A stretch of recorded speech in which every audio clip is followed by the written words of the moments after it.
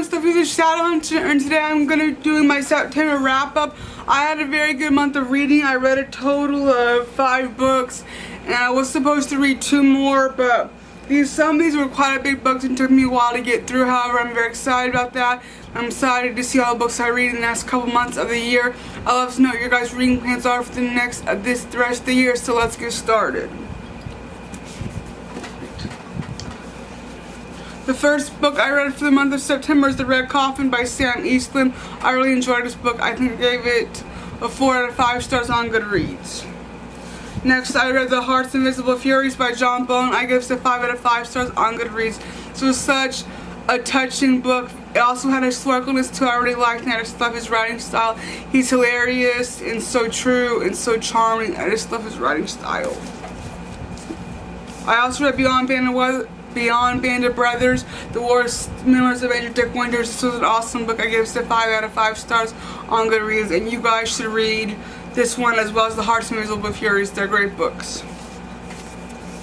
Also read The Pacific by Hugh Ambrose. This is about the Marines who fought during World War II at Guadalcanal. Very interesting. You guys should read this book too. It's very interesting and entertaining as well.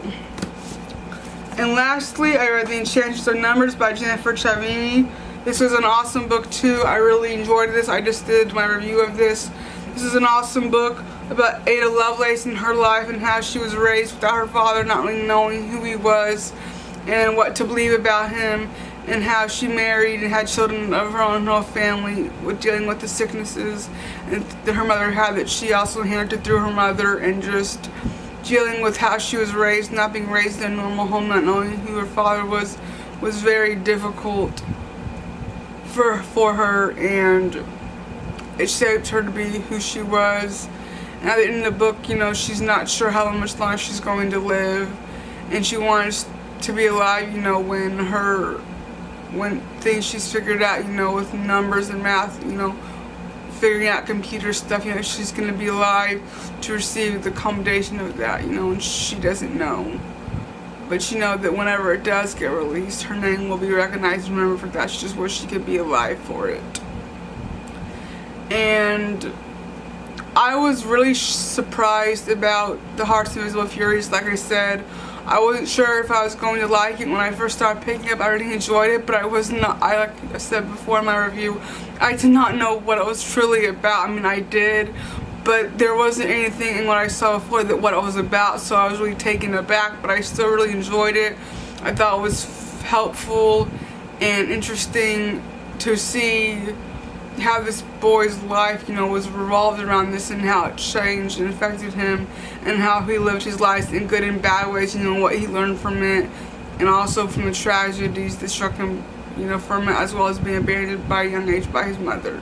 So it was very interesting and heart-wrenching, but true, and I think very easy to get into. The characters really interesting and entertaining. I really enjoyed it. You guys should read it. And then The Pacific was really good too. It was, of course, nonfiction, and so you guys might not be into nonfiction, but those of you who are, I suggest you guys read it. It was a great book.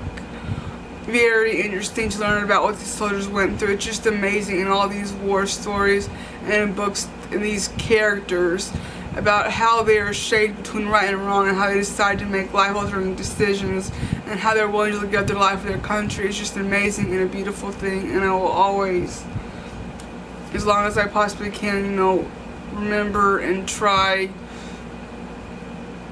to help people remember what these men did for our country, and they fought for our freedom. So I hope you guys like this video. Please be sure to give it a thumbs up, and I'll see you guys next in another video. Goodbye.